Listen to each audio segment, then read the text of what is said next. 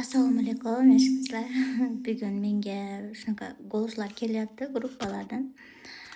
Bu goloslarni eshitib qo'llagan onalarimiz juda ham ko'p bo'lyapti. Shu onamizni ham bitta eshitaylik. Sizlarga o'zim eshittiraman. Gapirmay astag'firulloh subhanalloh tavba qildim desam gapirgilarim ketib qolyapti-da. Nima kim tabib deganda boshidan o'tgan tabib deyiladi. Siz bilan men mol sog'ib, bo'q yopib, qiydi qo'pol qilib aytganda tezeklarni qilib kelin bo'lganmiz. Ana kirdi yuvib olib, nonni mushlab olib, tandirga o'tni yoqib, eshikni shupurib, erdi xizmatini qilib, bu qaynukalari xizmatini qilib, oni qilib bering desa qilib berib, yana kamiga ovqatga yugurib, oxir ovqatlarni qo'yib kelganingizda ko'pchilik oilaga bo'lgan bo'lsangiz, sizga suv qolar edi. O'nashini ham ichim nonni to'rg'ab po demasdan yana boyagindek ikki betimiz qizarib xizmatni qilib yuguraverganmiz. Bir joyimizda og'ridi demaganmiz. Voy mayerim mandaqa bo'lyapti demaganmiz. Ikki qat bo'lsa qaynatadan uyatib qonimizni ichimizga tortib baylab ustimizdan kamzir kiyib olardik. Shunda saratonlarda hamchi itellab o'lib uyib ichlarimiz namakop ho'l bo'lib ketar edi. Kamzirlarni kiyib olardik. Qonimizga hech kimni ko'zi tushib qolmasin. Uydagi qaynukalarni, qaynatalarni ichimizga tortib, bolalarni ham bir nogiron tug'mabmiz. Shunchalik qilsak ham bolalarimiz pahlavondek o'g'illarni tug'ib qo'ydik. 3tadan, 4tadan qilib. Hozirgilar bari xitir, apris. Uni uyida o'shandaqa aytyapman, bu narsa hammaga tegishli emas. Qizni tug'ib tarbiya bermagan haromxo'r ayollarga tegishli bu. Na haromxo'r ayollarga tegishli. Gapim qo'pol, haqiqatni gapiraman. Boshimdan o'tgan tabibligim uchun aytaman. Hozirgi yoshlar turmushi eni otasiga qarab tarbiyani olgan. Otasiga xotini baqirib komandovit qilgan bo'lsa, qiz kelib erdi o'shanaqa tarbiyalayman, ashnaqa komandovit qilaman, erdi boshiga chiqaman deydi. Eni otasi qaynatani hurmat qilmagan bo'lsa, eni otadan ko'rib turib, qaynatani bir tinga olmasdan o'tdi shunaqa qiladi. Suv qayerda loyihalanyapti? Boshidan loyihalanib keldi. Uni tarbiyalab olaman, o'rgatib olaman degan bo'lsangiz, adashasiz, o'rgata olmaysiz. U tug'ilishda dunyoga kelib yaralgandan ana shu muhitda katta bo'lgan, ana shu muhitda o'lib ketadi. Gaplarim aytyapman, rosa qo'pol, haqiqat. Azzal kelin olishdan hech qachon ham o'ylanib kelin olinglar. Voy chiroyiga uchmaylar, xunuk do'mboqligiga uchmaylar.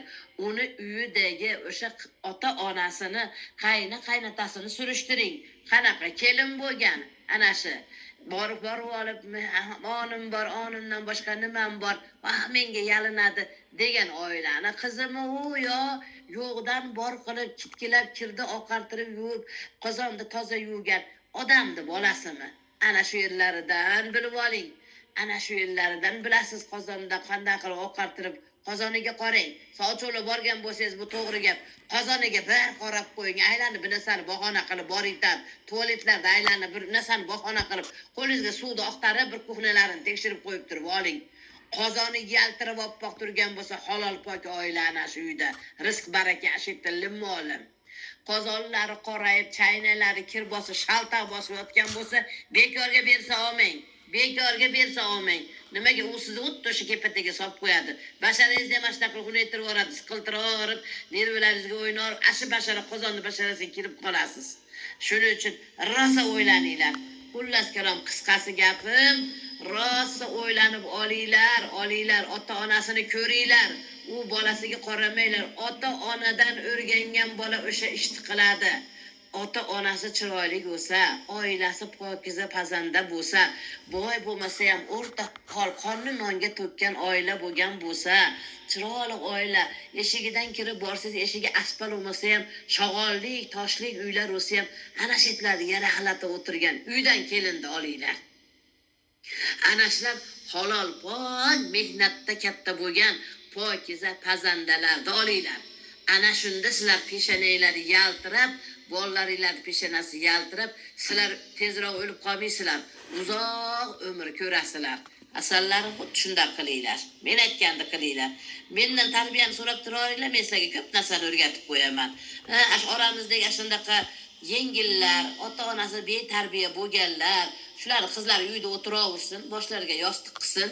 Ina tarbiyasini bermaganiga xafa bo'lsin. Boshlariga yostiq qilsin. Shunaqa oilalar juda ko'payib ketdi. Tekinxo'r oila, ko'chada ovqat qilmay, yassanib ko'chaga chiqib ketib, telefon ushab, somkani yonboshiga osib olib, ro'molni o'rashib olib, ro'molni ichida unida nima ishlar borligini bilmagan juda ota-onasi bebaho bolalarini maqtaydi, ro'molni o'ratib qo'yib, uni ichi nima ekanligini bila olmaysiz. Aytyapman-ku, hammasi ham emas. Orada bor, gurish kurmaksiz olmaydi degandek, oralardagilar shunday qilib, mana shunaqa ko'p ota-onalarni qo'xshatib qo'yyapti. Shuning uchun nihoyatda hushyor bo'lib oling kelindi.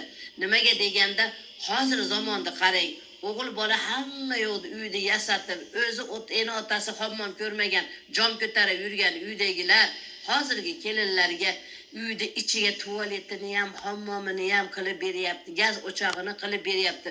O'zi bir kun yotmagan uylarda dvorez qilib solib turib kelinlarni kirgizib qo'yyapti, yasatib beryapti, mebellarini qilib beryapti. Bola bechorani ena otalari bitta qanjiq kelyapti-da, nimalar qilib yuboryapti? Endi u yog'ini o'zingizlar tushunib olinglar. Gapim rosa qo'pol, haqiqatni gapirib qo'yyapman. Shuning uchun o'g'il bolalarda enalari shoshilmay kelinda olinglar. Azal shoshilmang. Bolangiz yosh o'tib ketsa ham uni cho'mbiri bor. Xudo xolasa chiroqli joylardan beradi. Yosh o'tib ketsa ham aytyapman, uni cho'mbiri bor.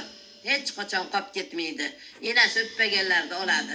Yoshi katta bo'lsa yana qaytib yaxshi esli to'xtalgan chiroyli oilani tutib ketadigan bo'ladi. Hozirgi qizlarga men hech qachon yaxshi baho bera olmay qoldim. Hecham baho bera olmay qoldim.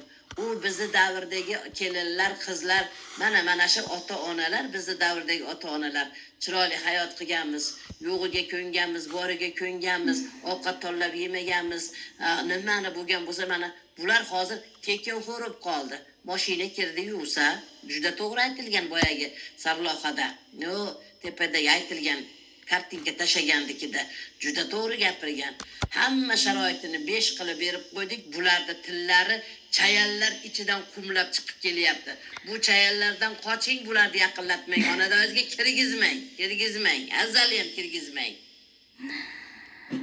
Endi bu xolamizlarni ichida ekan chiqaryapti. Salkam 8 minut gapiribdi. Endi bu xolamiz ham tushunsa bo'ladi. Javob qilmaymiz. Prosta o'zimizni fikrimizni bildirib qo'yamiz. Endi xolalarga javob emas. Bundan buyog'iga o'zimizdan ko'r kelajak avlodlariga ikki og'iz meni ham chiroyli gaplarim bor. O'zim fikrim. Keyingi videoda tomosha qilamiz.